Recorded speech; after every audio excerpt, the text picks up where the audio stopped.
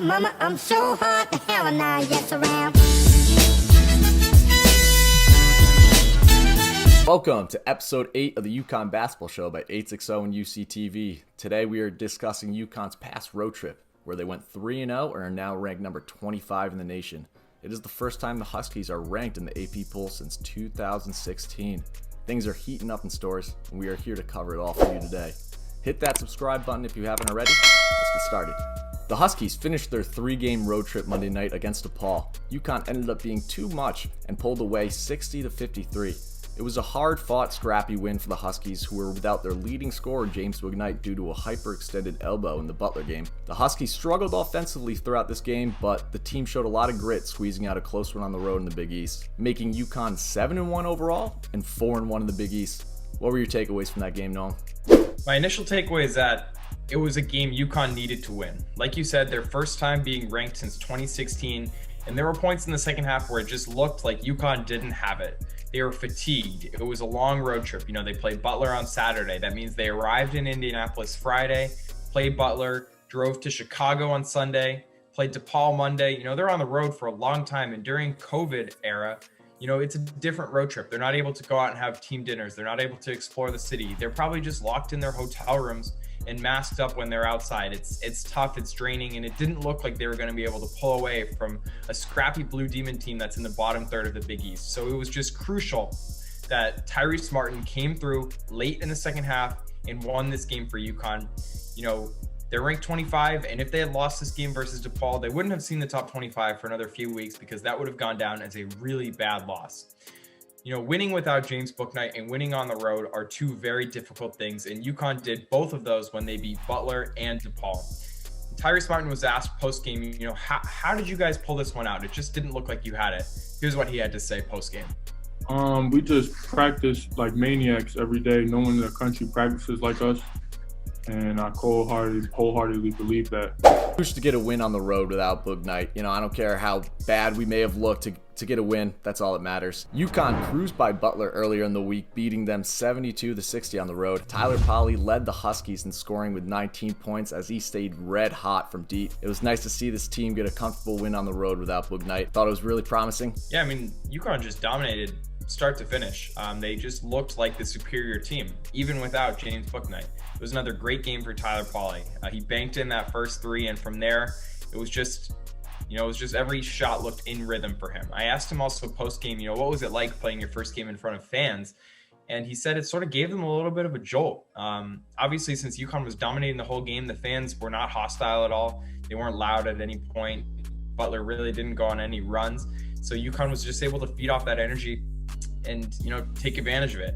But the three things that, in my opinion, won UConn this game against Butler were the defense, the rebounding, and the balanced scoring. They held Butler to 47% field goals, forced 15 turnovers. UConn only won the rebounding battle 30-27, but it really felt like they were dominating on the boards. And lastly, balanced scoring. They had 5 guys score at least 7 points, and without your leading scorer, your alpha, like James Bouknight, who averages over 20 points per game, you need balanced scoring. Now, lastly, it was the return of a Cook. We didn't see a lot of him against Butler or Depaul as he works his way back from the Achilles injury, but it was great to see that his first play of the game was a two-handed dunk, and it was just awesome to see a Cook back out there. We're so happy as UConn fans to have him back. Absolutely ecstatic to have a Cook back, and one of the bigger stories from the road trip was, I don't know who's hotter, the UConn fan base or Polley. Yeah, I gotta go with the UConn fan base. You know, we'll remember Polley's outburst. We'll remember how he pretty much won UConn all 3 of these games on the road with his incredible shooting. But what will be legendary in UConn lore is the hot sauce craze. It started with Penfield saying, you know, if UConn comes back against Marquette, I'll drink this hot sauce.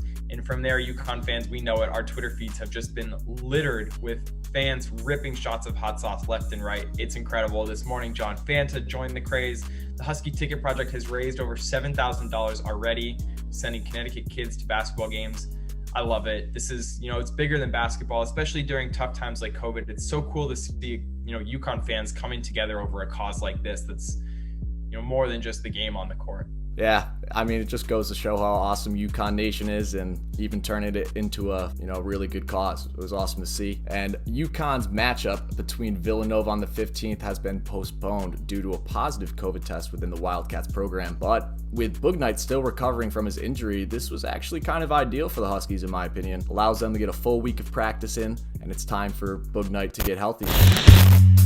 Well, right after me and Noam recorded the episode, we saw the news that James Bouknight underwent elbow surgery and is out indefinitely.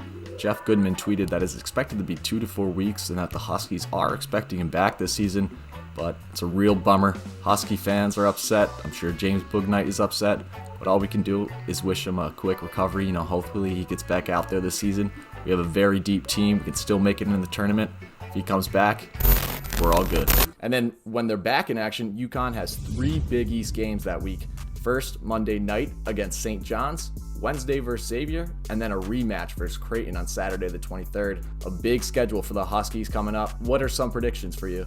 Yeah, I mean, it's a bummer that we're not playing Villanova on Friday. I said it, I think, on last week's episode that if UConn went out and swept the road trip, they'd be ranked coming into a home Friday night tilt against a top 5 Villanova program. Villanova's been ravaged by COVID. I'm not sure when they're going to get on the court again. It'll probably be close to a month between games for them. But looking forward, St. John's really struggled early in the Big East play. They beat Butler last night at home to bring them just to 2-5 overall in the Big East. This is a game UConn, they should come out and win. They'll have a week to get healthy. You'll see a stronger, faster, a cook. Hopefully we'll see James Bouknight. We should have an update about that, mid to late in this week.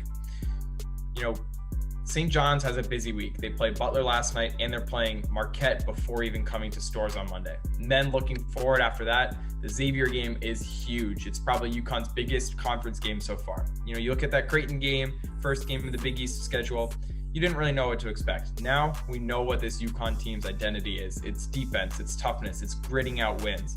When we play Xavier, who's a strong team, I believe they're 9-2 right now, that's an opportunity for a quadrant 1 win, a resume boosting win. Then you go on the road and you play Creighton, a chance at redemption. Hopefully James Bouknight will be full strength by then. We all remember what he did last time, putting up 40 against preseason player of the year, Marcus Zagorowski. We'll see. I think UConn's going to pull that one out. I think they're red hot right now.